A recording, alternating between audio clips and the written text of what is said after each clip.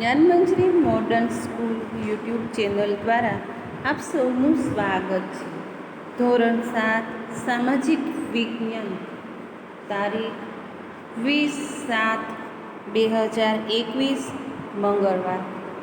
હવે આપણે સામાજિક વિજ્ઞાનની અંદર 2 પાઠ પૂર્ણ કર્યા પછી પાઠ છે 3, મુગલ સામ્રાજ્ય. મુગલ સામ્રાજ્ય છે તો કે આપણે આગલા લેક્ચરમાં તે વિશે વાત કરી હતી કે દિલ્હીનો છે તાજમહેલ છે, લાલ કિલ્લો છે, સિક્કિમનો બુલંદ દરવાજો, આ બધા જ સ્થાપત્યો વિશે આપણે વાત કરી હતી. તો કે દિલ્હી સલ્તનતની ગાદી ઉપર જ્યારે મુસ્લિમ લોકોનું જે રાજ્ય ચાલતું હતું, એટલે કે સત્તા ચાલતી હતી, એ સત્તાની અંદર જ્યારે એ સત્તાનો અંત આવ્યો અથવા કે એ શાસનનો અંત આવ્યો પછી જે મુગલ સામ્રાજ્ય છે એ મુગલ સામ્રાજ્ય એ દિલ્હીની ગાદી ઉપર વિરાજમાન થાય છે. આ ગાદી ઉપર જે રાજાઓ રાજ કરી ગયા હતા તે હતા મુગલો. મુગલો છે એ એટલા મુગલોએ સામ્રાજ્ય કર્યું નહોતું, એની સાથે સાથે આપણા રાજપૂત ઠાકરો પણ રાજ કર્યું હતું અને આ મુસ્લિમ લોકોને હરાવીને આપણા જે રાજપૂત ઠાકરો હતા એને પણ શાસન કર્યું હતું. તો આપણે સૌથી પહેલાં આગલા લેક્ચરમાં વાત કરી હતી કે મુગલ સલ્તનતની સ્થાપના ક્યારે થઈ હતી એ વિશે આપણે વાત કરી હતી. તો કે ઈસવીસન 1526માં થઈ હતી.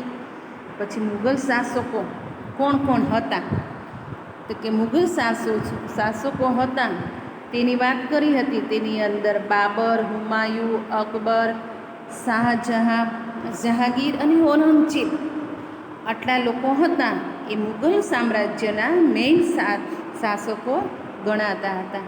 આ ઉપરાંત એના પછી જે છે એ બાબર, તો કે ઈસવીસન 1526થી ઈસવીસન 1530 સુધી તેને રાજ્ય કર્યું હતું. જ્યારે બાબર છે એ રાજ્ય કરીને ગાદી ઉપરથી નીચે ઉતર્યા ત્યારે એની પછી આવે છે હુમાયુ, તો કે ઈસવીસન 1530થી ઈસવીસન 1540 સુધી તેને સતત રાજ્ય કર્યું.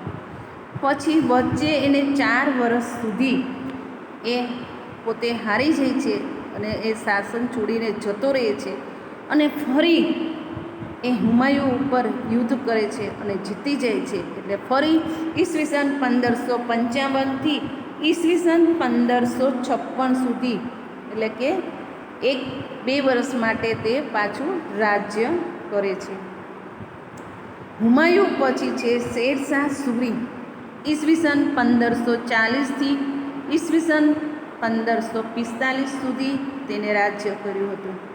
એના પછી જે અકબર આવે છે, અકબર છે એ હુમાયુને હરાવીને દિલ્હીની ગાદી ઉપર આક્રમણ કરીને અને આખું રાજ્ય છે મુગલ સામ્રાજ્યનું રાજ્ય હતું તે જીતી જાય છે. અને પછી અકબર આવે છે અને અકબરનો જે સમયગાળો છે તો કે ઈસવીસન 1556થી 1605 સુધી, એટલે કે પૂરા 50 વર્ષ સુધી તેને રાજ્ય કર્યું હતું. આ પછી આવે છે તો કે અકબર જે વસ્તુ એને રાજ કર્યું, બુલંદ દરવાજો, આ તે સ્થાપત્ય જે સ્થાપ્યું એ વિશે આપણને એમ પાઠ્યપુસ્તકમાં ચિત્ર આપેલા જ છે. એની પછી છે જહાંગીર, તો કે 1605ની અંદર અને ઈસવીસન 1627 સુધી તેને એ રાજ્ય કર્યું અને આ રાજ્યની અંદર 32 વર્ષ સુધી, એટલે કે પૂરા 32 વર્ષ સુધી એને રાજ્ય કર્યું છે. અને જહાંગીર હતો એ આપણે વાત કરી હતી કે ભારતના ગોલકોંડા સુધી વિજય મેળવ્યો હતો અને તેની પત્ની હતી નૂરજહાં. અને આ નૂરજહાં હતી એ ખૂબ જ પ્રતિભાશાળી અને ચતુર એની પત્ની હતી. અને આ જહાંગીર છે એ જહાંગીરનું મૃત્યુ થયું 1627ની અંદર. આ 1627ની અંદર જહાંગીરનું જ્યારે મૃત્યુ થયું હતું ત્યારે એની પછી ગાદી ઉપર આવે છે તેનો પુત્ર, તો કે એના પુત્ર છે શાહજહાં. કોણ છે? શાહજહાં. અને શાહજહાં ઈસવીસન 1627થી ઈસવીસન 1658 સુધી એ પોતે રાજ કરે છે. આ રાજ એને કર્યા પછી અમુક સમય પછી તેનું અવસાન પામે છે, અને અવસાનની અંદર પછી આ અવસાન પામ્યા પછી તેની પત્ની હતી, એને પત્નીની પાછળ એને મુમતાજ મહલ, એની પત્નીનું નામ શું હતું? મુમતાજ મહલ. અને એની યાદની અંદર શાહજહાંએ દિલ્હીની અંદર તાજમહેલ છે, આગ્રાનો ગણાય છે વિશ્વવિખ્યાત એ તાજમહેલ છે, એ તાજમહલનું નિર્માણ કર્યું. અને મુમતાજ મહલ, તમને કોઈ એવો પ્રશ્ન પૂછવામાં આવે કે શાહજહાંની પત્નીનું નામ શું હતું, તો કે મુમતાજ મહલ એવું નામ હતું. અને એના નામ ઉપરથી જ તેને તાજમહલ એવું નામ આપ્યું છે. અને આ તાજમહલ છે એ આખા વિશ્વની અંદર, આખા દુનિયાની અંદર એક અજાયબી પામેલું એક સ્થાપત્ય ગણાય છે. શાહજહાંના મૃત્યુ પછી ઔરંગઝેબ ગાદી ઉપર આવે છે. તેમને 1658થી ઈસવીસન 1707 સુધી રાજ્ય કર્યું. ત્યાર પછી તેને તાજમહેલ, અને આ ઔરંગઝેબ છે એને કોણે શાહજહાંને હરાવી અને ગાદી ઉપર આવે છે. તો કે શાહજહાં છે એ અતિશય તંદુરસ્તી એટલે કે બીમાર રહેવાથી એનો પૂરેપૂરો ફાયદો ઉઠાવી અને તેના ઉપર ચઢાઈ કરે છે. અને ચઢાઈની અંદર આ ઔરંગઝેબ છે એ સંઘર્ષ કરીને જીત એટલે કે વિજય પામે છે. અને વિજય પામ્યા પછી ઔરંગઝેબના ત્રણેય ભાઈઓ એક પછી એકને હરાવીને તેને જેલમાં મોકલીને અને અંતે દેશ નિકાલ કરી નાખે છે. ઔરંગઝેબે સૌથી વધુ જે રાજ કર્યું મુગલ સામ્રાજ્યની અંદર, તો એ હતો ઔરંગઝેબ. ઔરંગઝેબ 50 વર્ષ સુધી રાજ્ય કર્યું.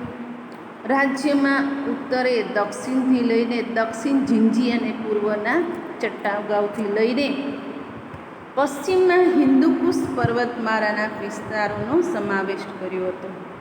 આ પછી આ બધું જ આપણે આગલા લેક્ચરમાં વાત કરી હતી. અને પછી ઔરંગઝેબ મૃત્યુ પામ્યા ત્યારે છે કોણ આવ્યું હતું, તો કે રાણા અકબર.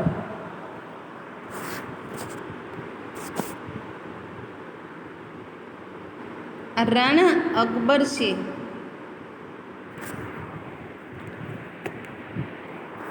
રાણા અકબર છે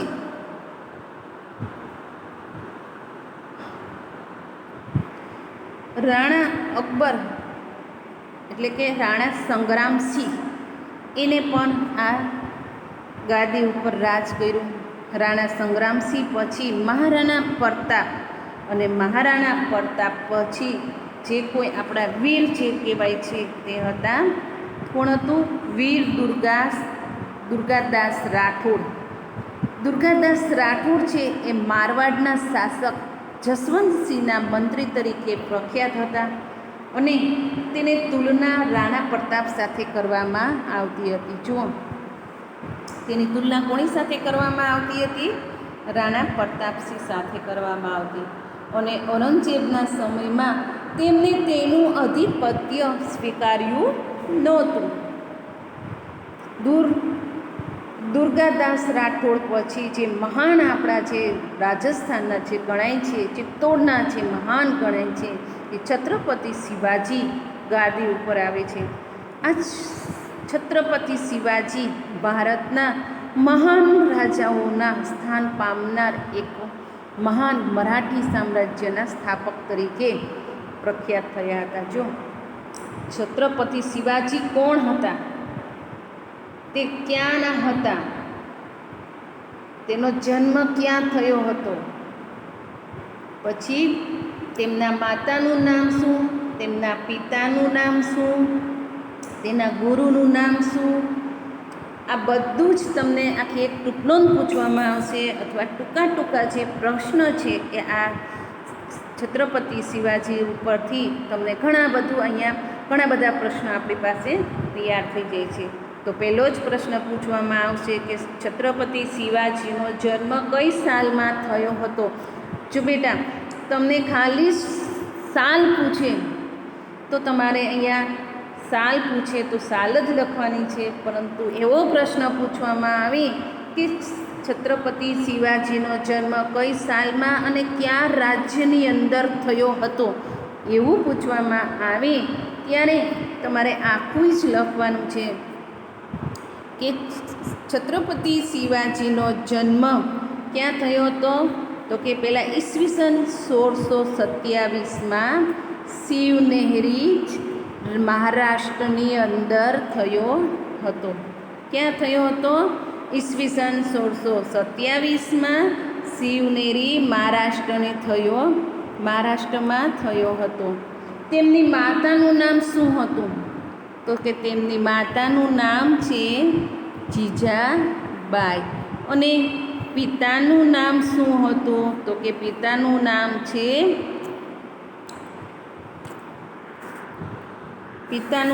હતું શાહજહાં. પિતાનું નામ શું હતું? શાહજહાં. તો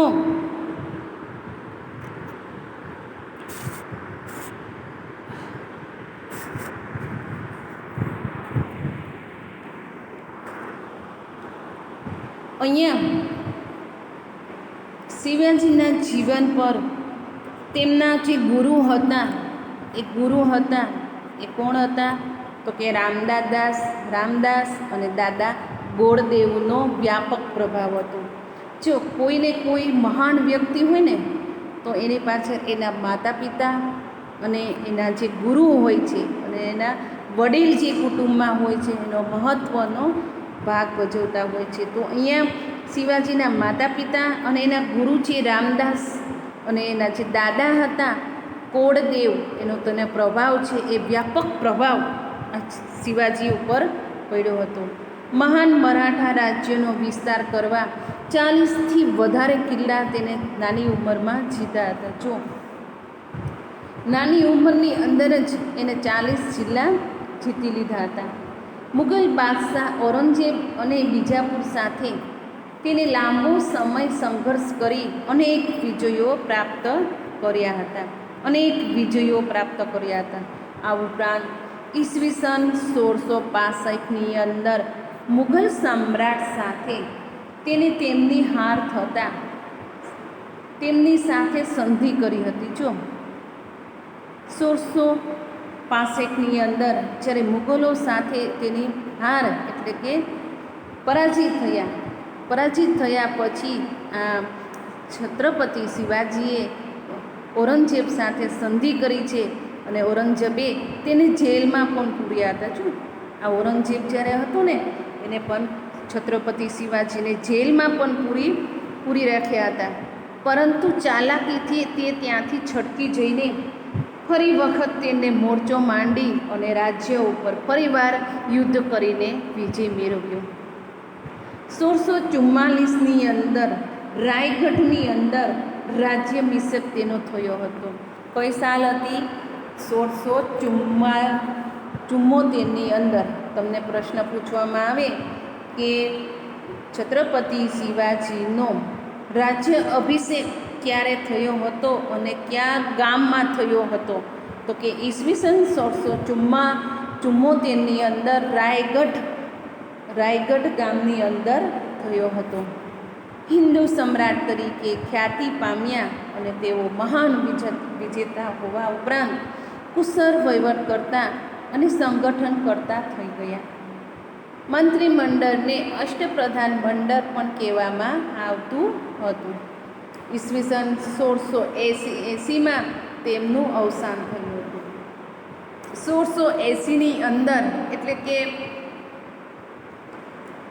17મી સદી જે છે એ પૂરી થવાની અંતમાં હતી. 20 વર્ષ બાકી એટલે કે 18મી સદીની શરૂઆત છે કે અને 17મી સદીનો અંત એટલે કે હજી 500 વર્ષ પહેલાંની જ આ વાત છે. તો કે 500 વર્ષ પહેલાં આ જે છત્રપતિ શિવાજીનું છે એ અવસાન પામ્યું હતું. ત્યાર પછી છે આપણો મેઇન ટોપિક જે છે તો કે મુઘલ સામ્રાજ્યની રાજ્ય વ્યવસ્થા કેવી હતી. તો કે મુઘલ સામ્રાજ્યની રાજ્ય વ્યવસ્થા છે, અનેક રાજાઓ રાજ કરી ગયા હતા. કેટલા રાજા રાજ કરી ગયા? અનેક રાજાઓ રાજ કરી ગયા હતા. મુઘલ વહીવટી તંત્રની વ્યવસ્થિત સ્થાપના અકબર દ્વારા થઈ હતી. કોની દ્વારા થઈ હતી? અકબર દ્વારા. બાદશાહ કેન્દ્રમાં રહેતા હતા. તેમને સલાહ આપવા એક મંત્રી પરિષદ યોજવામાં આવી હતી. બાદશાહ સર્વોચ્ચ સેનાપતિ અને ન્યાયાધીશ હતા. બાદશાહ અને વહીવટી તંત્ર વચ્ચે તાલમેલ રાખવા વજીરની નિમણૂક કરવામાં આવતી હતી. તે દીવાન એ વજીરે કુલ તેને કહે છે અને મહેસૂલી વ્યવસ્થાનો મુખ્ય વડો ગણાતો હતો. સેનાના વડાને મીરબક્ષ કહેવામાં આવતો હતો. તો જો જે રાજ્ય વ્યવસ્થા હતી, મુગલોની રાજ્ય વ્યવસ્થાની અંદર સેનાનો મેઇન વડો હતો, એને શું કહેવામાં આવતું હતું? તો કે મીરબક્ષ. શું કહેવામાં આવતું હતું? મીરબક્ષ કહેવામાં આવતું હતું. અધિકારીઓની નિમણૂક તે કરતો હતો. ગુપ્તચર તંત્રની દેખરેખ પણ તે રાખતો હતો અને અમુક સમય જતાં આ વહીવટી તંત્રના ગુપ્તચરો વાક્યાનવીસ તરીકે ઓળખાતા થયા. આમ મહાન વિજેતા હોવા છતાં અંગત જરૂરિયાતોનું ધ્યાન રાખવા મીર એ સામાન નામનો વિભાગ ઉત્પન્ન થયો છે. અને જ્યારે સરકારી દવાખાનાઓના વડો હતો અને ન્યાય વ્યવસ્થાનો પણ વડો કાજી ગણાતો હતો. હવે પછીનો મેઇન ટોપિક આવે છે તો કે મહેસૂલી વ્યવસ્થા. મુઘલ વ્યવસ્થા હતી, આ મુઘલ વ્યવસ્થાની અંદર જે મુઘલ સામ્રાજ્યની અંદર મહેસૂલી વ્યવસ્થા કેવી હતી? તો કે અકબરે ભારતમાં એક નવી જ મહેસૂલ વ્યવસ્થાનો આરંભ કર્યો હતો. તેને મનસબદારી વ્યવસ્થા તરીકે ઓળખવામાં આવે છે. મહેસૂલનો દર વાર્ષિક ઉપજ કેટલા ટકા છે? તો કે 1/3 ભાગ. કેટલા ટકા? તો 1/3 ભાગ. અકબરે આ મહેસૂલ વ્યવસ્થાનો ટોટલ મલ તરીકે પ્રખ્યાત થયો હતો. આ ઉપરાંત મનસબદારી પદ્ધતિ સેના અને મહેસૂલ એ બંને વચ્ચે સંકળાયેલી હતી. મનસબ એટલે કે જાગીર અને મનસબદાર એટલે કે જાગીરનો વડો એવો અધિકાર અહીંયા ગણાતો હતો. તમને મનસબ એવો શબ્દ પૂછ્યો છે તો કે ખાલી જાગીર. શું થાય? ખાલી જાગીર. અને જ્યારે મનસબદાર તો કે જાગીરનો મુખ્ય વડો એવો અહીંયા કહેવામાં આવતું હતું. જે જાગીરમાંથી મહેસૂલ ઉઘરાવતો અને વિસ્તારનો કાયદો અને વ્યવસ્થાપન જાળવતો હતો. જાગીર પ્રમાણે લશ્કર આપવામાં આવતું. વિસ્તારનો વડો ન્યાયાધીશ પણ ગણાતો હતો. નિયમ સમયે આ બધી જ વસ્તુની અંદર મુઘલ મનસબદારની વ્યવસ્થામાં ફેરફાર થવા લાગ્યો. વિશ્વમાં અનોખી જ આ વ્યવસ્થા પ્રસિદ્ધ થઈ હતી. અને વિશ્વમાં સૌથી વધારે જે વેતન ઉઘરાવતી સંસ્થા હતી જે તો કે આ છે એ મહેસૂલ વ્યવસ્થા હતી. આવી રીતે મુઘલ સામ્રાજ્યની રાજ્ય વ્યવસ્થા જોયા પછી જે મુઘલ સામ્રાજ્યની મહેસૂલ વ્યવસ્થા વિશે આપણે વાત કરી. તો અહીંયા સામ્રાજ્ય અને વ્યવસ્થા, રાજ્ય વ્યવસ્થા અને મહેસૂલ વ્યવસ્થા વાત કરી. હવે આવી છે મુઘલકાલીન સંસ્કૃતિ.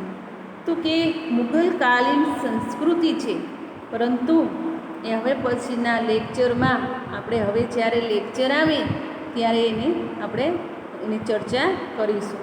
અત્યારે અહીંયા આપણો પાઠ છે એ પૂર્ણ થાય છે. એટલે કે અહીંયા સમય આપણો મર્યાદિત હોવાથી અહીંયા લેક્ચર છે એ આપણે પૂર્ણ કરીએ છીએ. હવે પછીના લેક્ચરની અંદર મુગલકાલીન સંસ્કૃતિ વિશે આપણે વાત કરીશું. અસ્તુ.